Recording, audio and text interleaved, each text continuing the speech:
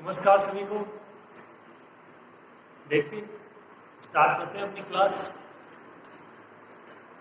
ये इस चैप्टर की आपकी लास्ट थ्योरम है, ठीक है, और चक्रीय ग्रुप की दूसरी थ्योरम है। सिद्ध कीजिए कि प्रत्येक अपरिमित का मतलब उस पर आप अवयव को काउंट नहीं कर सकते, बता नहीं सकते कि उसमें कितने अवयव हैं। अपरिमित चक्रीय समूह मतलब उसके प्रत्येक अवयव को एक ही पूर्णांक घात में व्यक्त किया जा सकता है, जहाँ पे ए होगा जी का जनक। प्रत्येक अपरिमित चक्रीय समूह के दो और केवल दो ही जनक होते हैं। यानी कोई चक्रीय समूह लेना है अपरिमित, उसके आपको जनक दिखाने हैं दो, और फिर दो ही दिखाने हैं, उसके अलावा कोई भी तीसरा जनक नहीं होना चाहिए। ठीक है, आसान सी थ्योरम है, देखिएगा।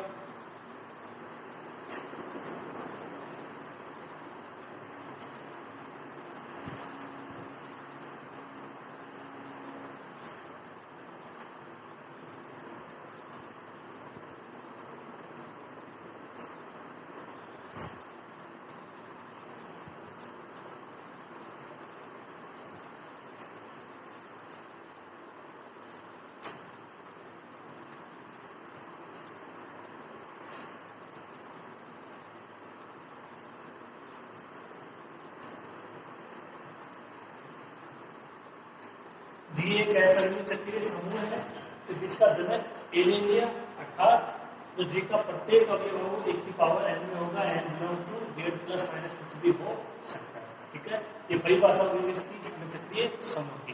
ध्यान रहे यहाँ पे जो आपका ग्रुप जी है उसकी कोटि बोलते हैं, उसका बोध ग्रुपांक वो है अपरिमित, अवयव की संख्या अपने को मालूम नहीं। ठीक है, आगे देखो।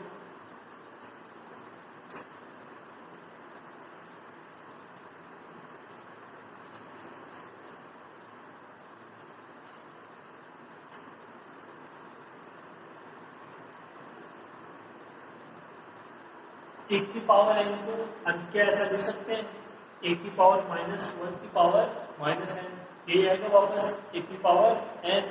ठीक है,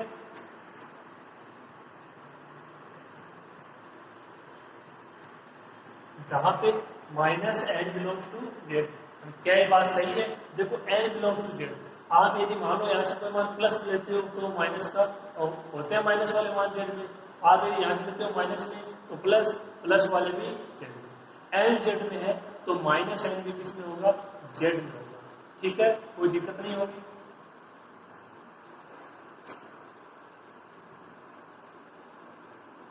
यहां से दोनों से आप कंपेयर कीजिए, ये ए की पावर एन था तो आपने लिखा कि ए है वो जी का जनक है, और जी के अवयव को एक की पूर्णांक घात में व्यक्त किया जा सकता है, और ये दोनों बराबर है। इसका मतलब ए और ए इनवर्स बराबर है। ठीक है, बस जो यहाँ पे कंडीशन है वो क्या है? एन बिलोंग्स टू जेड है, तो यहाँ पे भी जो माइनस एन है बिलोंग्स टू जेड, यानी जी के अवयव को एक की पावर माइनस वन की पूर्णांक घात में भी व्यक्त किया जा सकता है। इसका मतलब जी के अवयव को एक की पावर माइनस वन की पूर्णांक घातों में व्यक्त किया जा सकता है। ठीक है, दोनों कंडीशन है वो सेम है। यहाँ से ए है, यहाँ से एक की पावर माइनस वन है, एन बिलोंग्स टू जेड है तो माइनस एन बिलोंग्स टू भी जेड है। इसका मतलब आपने जिन अवयव को एक ही पूर्णांक घात में लिख रहे हो उन अवयव को एक की पावर माइनस वन की पूर्णांक घात में भी लिख सकते हैं। ठीक है, इतना।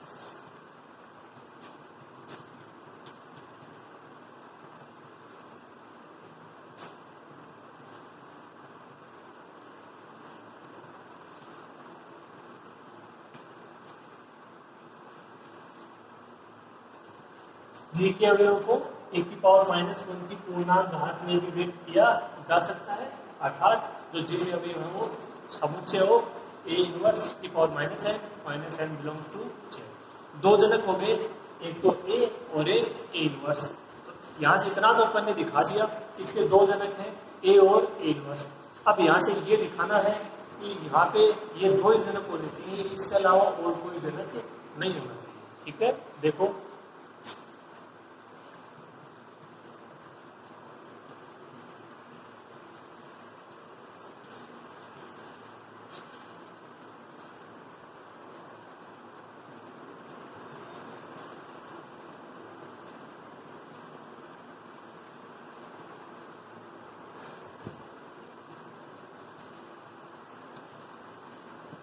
एक व दो से ये बोल सकते हो कि चक्रीय ग्रुप जिनके दो जनक हो जाएंगे ए व ए इनवर्स।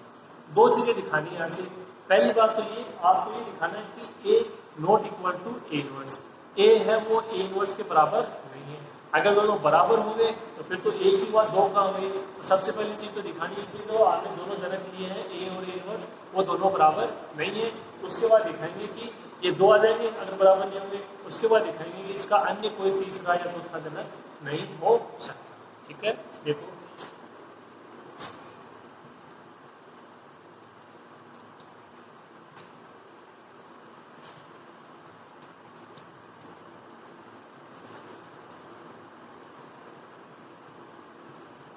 सर्वप्रथम ये सिद्ध करना है कि A not equal to A inverse. ठीक है, यहां तक लिखिए इसको।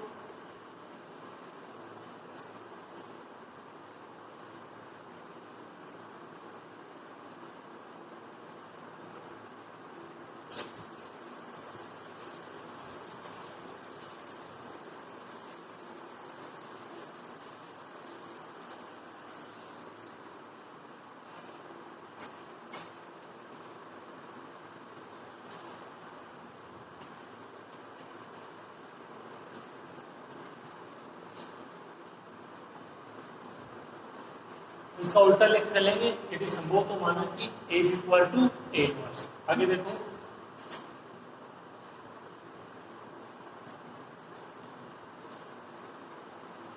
इसमें दोनों तरफ एक ही उत्तर से क्रिया करवाने पर ये स्क्वायर हो जाएगा, इसका मान ई हो जाएगा। प्रतिलोम अवयव की परिभाषा से एक की power N is equal to, इसे इसके कंपेयर करते हो order of A is equal to 2, इसका मतलब order of g is equal to 2। ठीक है, और वो असंभव है। क्यों? क्योंकि जो जो आपका जी यहाँ पे है वो अपरिमित है। उसने दिया गया है कि जी है वो क्या है, अपरिमित है। मतलब जो आपका चक्रीय ग्रुप जी है उसका जो ग्रुप की कोटि है, जो ग्रुपांक है वो क्या है, अपरिमित है।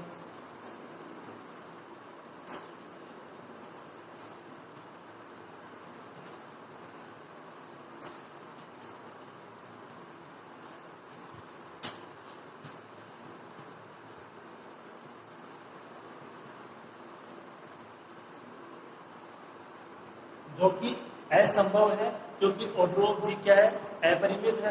भाई ए है वो जी का अवयव है, तो जब आपका जी अपरिमित है तो ए भी क्या होगा, अपरिमित ही होगा। ठीक है, यहाँ से इसका मतलब order of A is equal to 2 ये संभव नहीं है। ये संभव नहीं है तो ये भी संभव नहीं है। तो क्या संभव है, A not equal to A inverse. ठीक है, ये पहला इसका प्रूफ हो गया।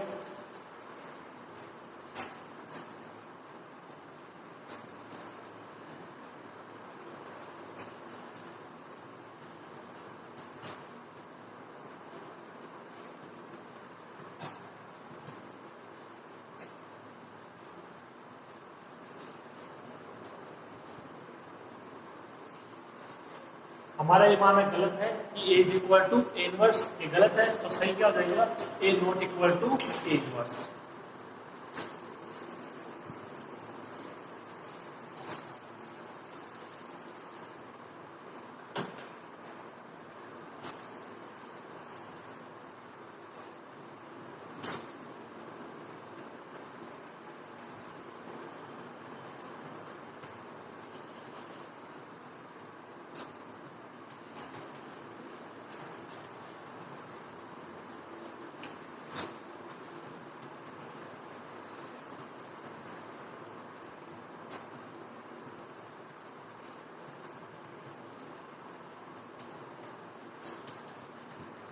लास्ट आपको क्या प्रूव करना है? अब सिद्ध करना है कि ए तथा ए इनवर्स के अतिरिक्त जी का अन्य कोई जनक नहीं है। ये केवल और केवल दो जनक होने चाहिए।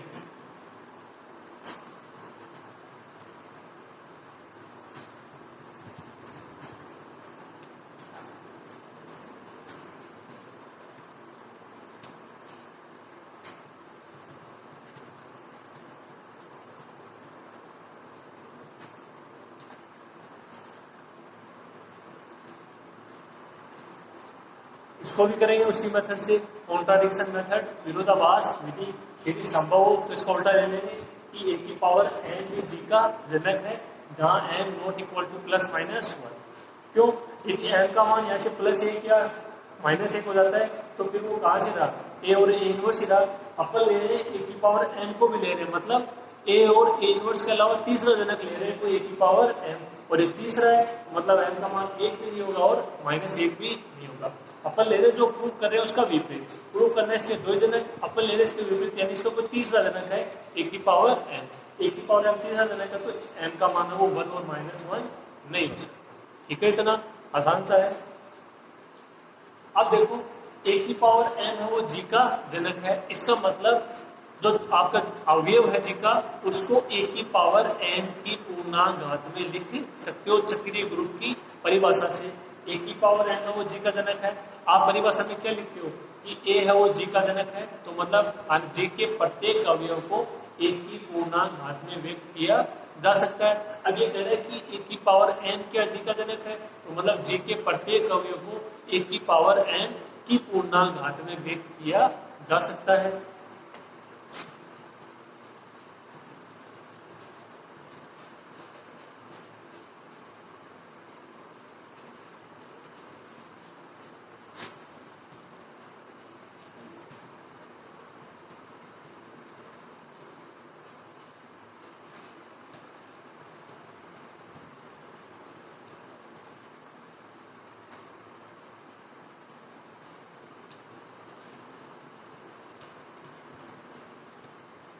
जी के प्रत्येक अवयव को ए की पावर एन की पूर्णांक घात में व्यक्त किया जा सकता है। ठीक है, इसको आप लिख लीजिए आराम से ध्यान से, फिर आगे।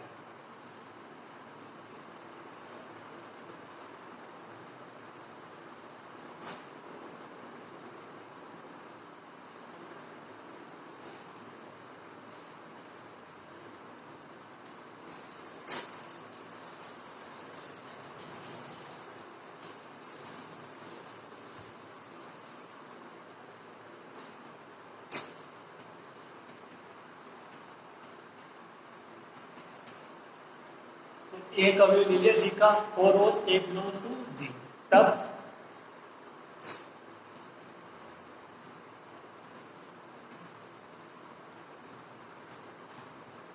एक को ए अवयव है जी का, तो एक को ए की पावर एन की पूर्णांक घात में व्यक्त किया जा सकता है, एन बिलोंग्स टू जी। ठीक है, इतना।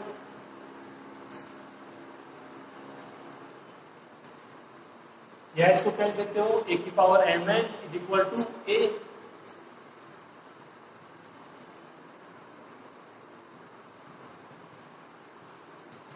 ए इनवर्स की दोनों तरफ इसके संकीर्ण करवा दीजिए, तो जो अभी भी किया था सेम उसी मेथड से।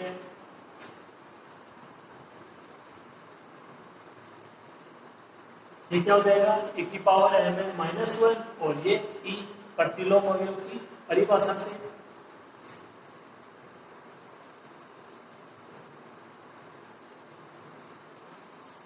इसका मतलब order of A is equal to M N minus one. A की power N is equal to क्या लिखते हो? Order of A is equal to N, N की जगह एम एन माइनस वन, और एम एन माइनस वन क्या होगा? कोई ना कोई परिमित मान होगा, एन का कोई ना कोई फिक्स मान हो जाएगा।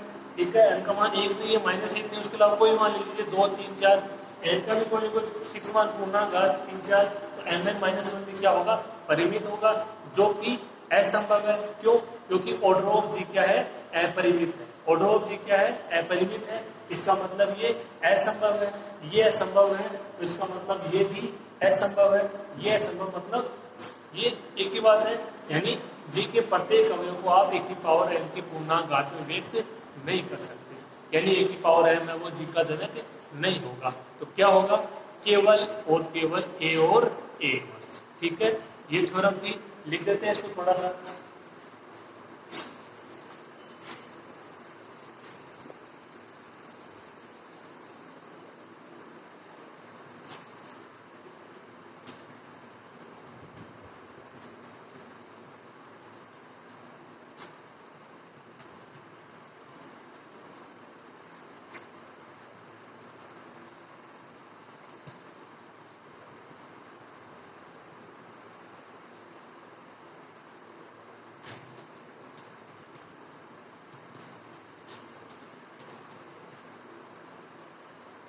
जो क्या संभव है, क्योंकि ऑर्डर ऑफ जी क्या है, परिमित है, और यहाँ से ऑर्डर ऑफ ए का मान क्या आएगा, तो परिमित मान आएगा mn माइनस 1।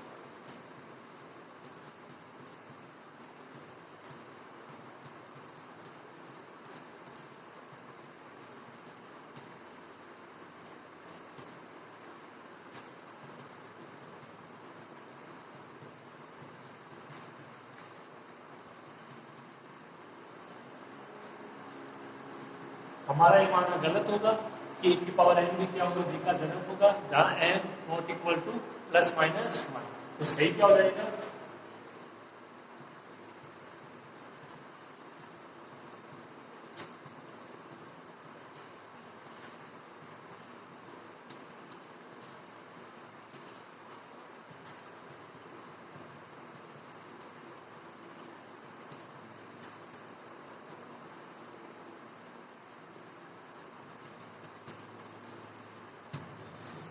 अपरिमित चक्रीय ग्रुप जी के केवल और केवल दो जनक होंगे, ए और ए इनवर्स। ठीक है, तो ये थ्योरम थी।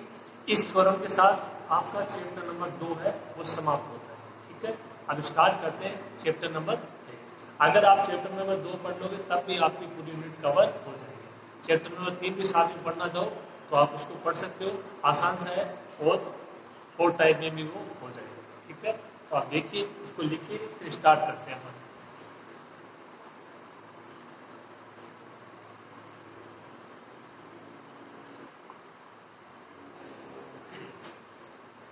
देखिए, चैप्टर नंबर 3 स्टार्ट करते हैं। नाम है क्रमचय ग्रुप।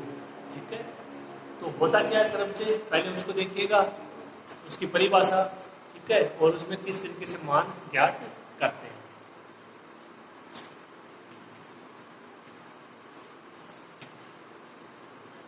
इसमें जो क्रमचय होगा, यहाँ पे देखो दो संबंध होंगे, एक एकेकी और एक आच्छादक। आपने पढ़ा होगा, कोई भी अवयव है उसका एक आप ज्ञात करते हो प्रतिबिंब, तो वो दो तरीके से, एक एकेकी और एक आच्छादक। एकेकी मतलब वो स्वयं, और आच्छादक मतलब कोई दूसरा अवयव। तो यहाँ पे भी उसी प्रकार से होगा कि कोई परिमित समुच्चय है, उसके स्वयं पर एकेकी आच्छादक प्रतिचित्रण को क्या बोलते हैं, उसको क्रमचय बोलते हैं। एक परिमित समुच्चय के स्वयं पर, स्वयं मतलब उसी के अवयव पर एकेकी भी हो सकता है वो प्रतिचित्रण, और वो प्रतिचित्रण आच्छादक भी हो सकता है, उसको क्या बोलोगे, क्रमचय बोलोगे। ठीक है, देखो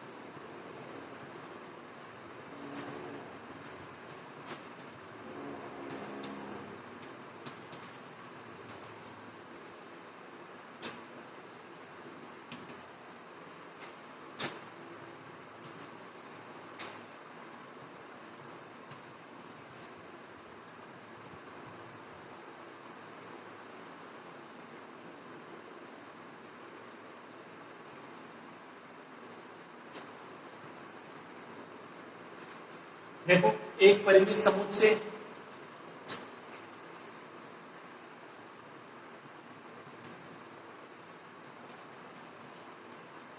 एक बार समुच्चय मान लो, उसमें 3 अवयव है, 1 2 3, उसके स्वयं पर एकेकी आच्छादक प्रतिचित्रण को क्रमचय कहते हैं। ये ऐसा वो क्रमचय किसका, एक का।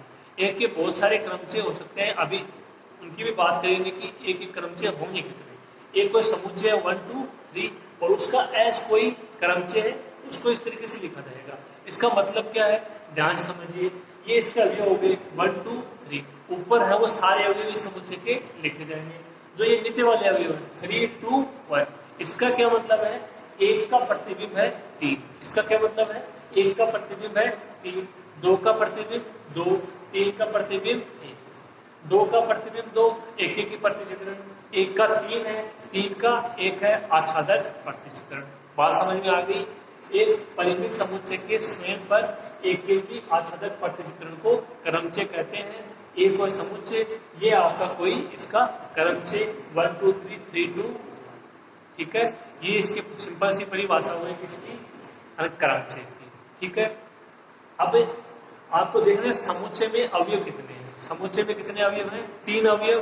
तो यहाँ पे जो होगा क्रमचय उसको बोलोगे कि 3 घात का क्रमचय, यानी समुच्चय में उपस्थित अवयव की संख्या को ही क्रमचय की घात कहते हैं।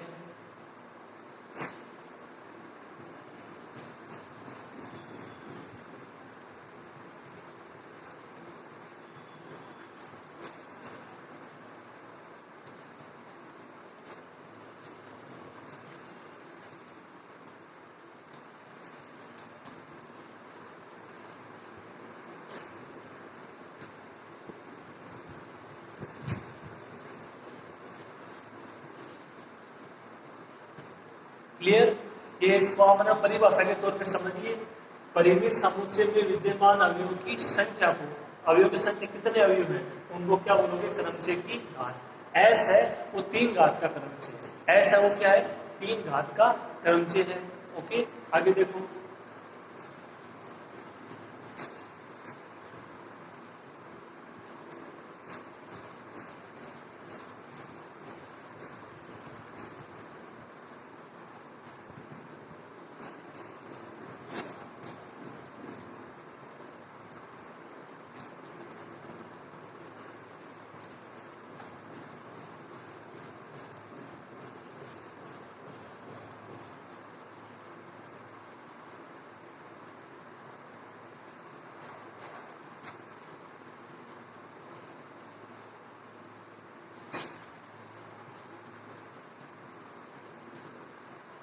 वेरी वेरी इंपॉर्टेंट लाइन है, देखिए, यदि किसी समुच्चय में n अवयव है, 3 अवयव है यहाँ पे, तब उस समुच्चय के क्रमचय, देखो दोनों अलग अलग चीजें हैं, समुच्चय अलग है, क्रमचय अलग है।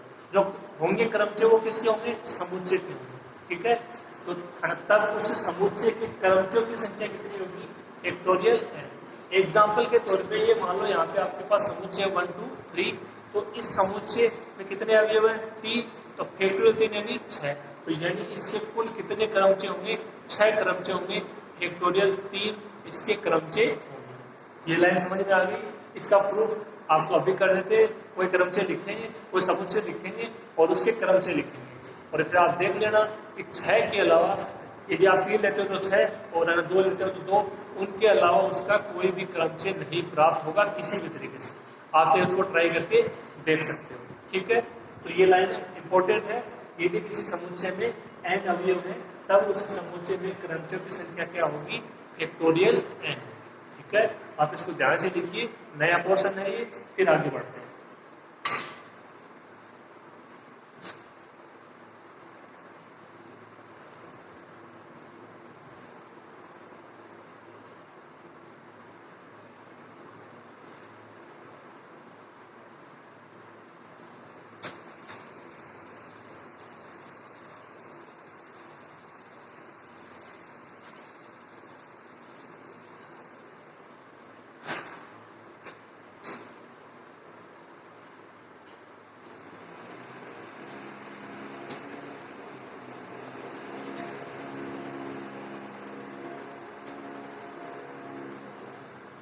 एक कोई समुच्चय है, उसमें 3 एलिमेंट हैं ए बी सी, तो इससे कुल कितने क्रमचय होने चाहिए, 6 क्रमचय होने चाहिए। देखिए,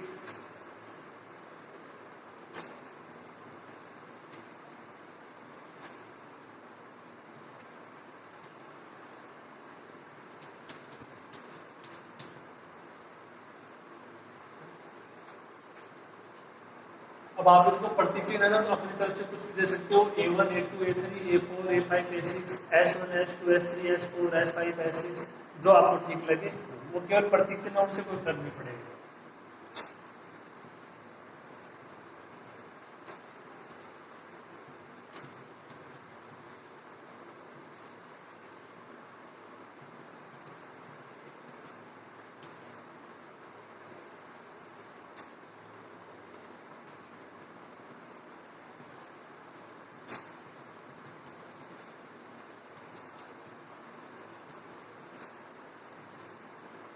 तो 3 अवयव है, तो इस हिसाब से इसके फिक्स में 3 यानी 6 क्रम चल चाहिए।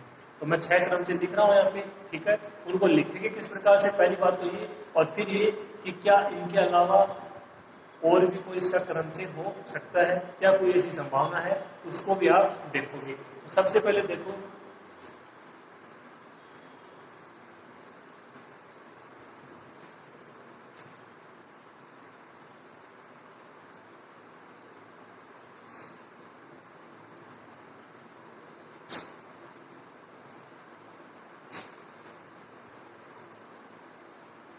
जो पहली पंक्ति है इसकी, ठीक है, जो पहली पंक्ति है उसमें अवयव है वो हमेशा जो आपके अवयव है वो ही रहेंगे। जो पहली ऊपर वाली पंक्ति है ABC ABC ABC ABC, ठीक है, उसमें आपको कुछ भी चेंज नहीं करना, ठीक है। अब यहाँ पे देखिए आपको अवयव को चेंज करते हुए चलना है। तो पहली बात तो ये स्वयं का स्वयं हो सकता है प्रतिचित्रण, A का A, B का B, C का C। फिर देखो एक को एकांतर क्रम में आगे बढ़ाते जाइए, B C A,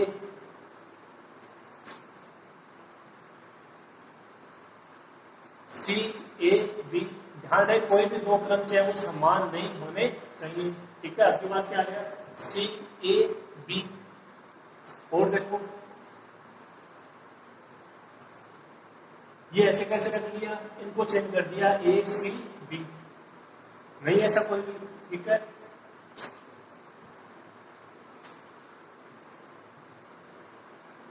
B इनको चेंज कर दिया A C, C A B को चेंज कर दिया B A। क्या इसके अलावा और कोई क्रम चेंज हो सकता है, सोचिए आप। मेरे हिसाब से नहीं होगा इसमें,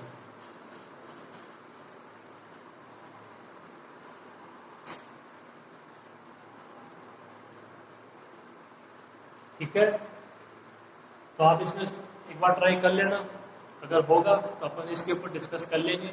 लेकिन इसके यही क्या होंगे, 6 क्रमचे होंगे, इसके अलावा इसका और कोई क्रमचे नहीं होगा, ठीक है। तो ये एग्जांपल हो गया जो अपन ने अभी देखा कि यदि कोई समुच्चय है उसमें यदि n अवयव है तो उसकी क्रमचय संख्या फैक्टोरियल n होगी, ठीक है। आप लिखो इसको।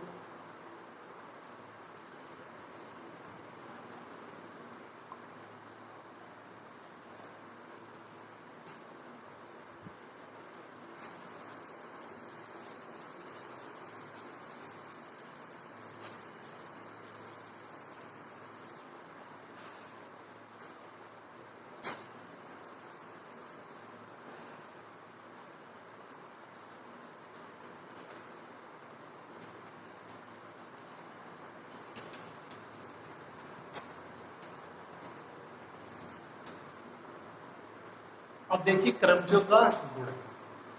अब यहाँ पे अपन ने क्या करना है, मान लो कोई दो क्रमचय है तो उनका मल्टीप्लाई किस प्रकार होगा, ठीक है, उसी पे आधारित एग्जांपल है। आपको क्रमचयों का मल्टीप्लाई करना है, मान लो 3 क्रमचय है तो पहले ना 2 का कर लेंगे, कोई एक क्रमचय आ जाएगा और फिर उसका 30 के साथ। इसी तरीके के एग्जाम्पल है, तो आप ध्यान से देखना कि दो क्रमचयों का गुणन किस प्रकार होता है।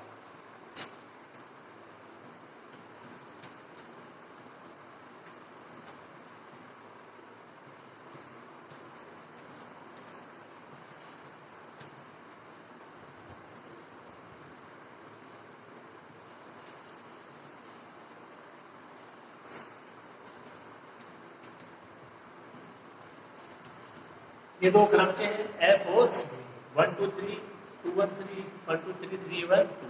आप कोई भी दो क्रमचय ले सकते हो, ठीक है। इतनी बात। तो F G दो क्रमचयों का गुणन, इसको आप 4 भी बोल सकते हो, एक ही बात है। गोफ और फोक जो आपने पढ़े हैं, एफ इंटू जी। अब इसको लिखोगे, देखो सबसे पहले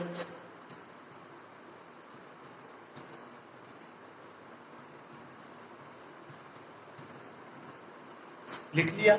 अब देखिए आगे आप बहुत अच्छे से समझना है इसको, और बहुत ही आसान सी चीज है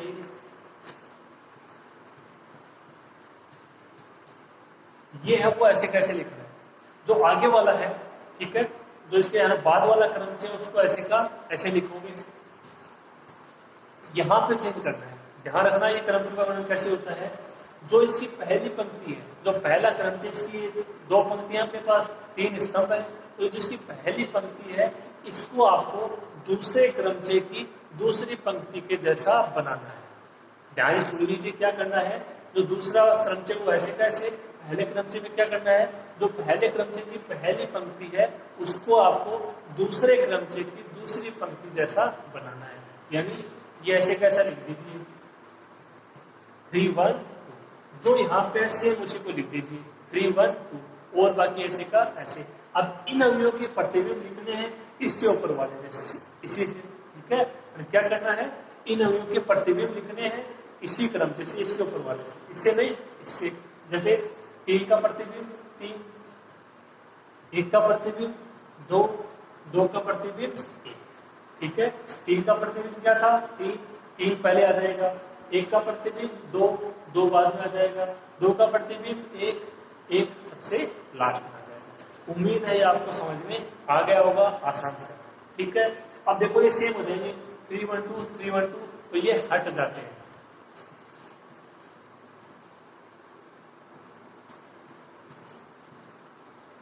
ये बच जाएगा 1 2 3, ये और ये हट जाएगा, क्या बच जाएगा 3 2 1।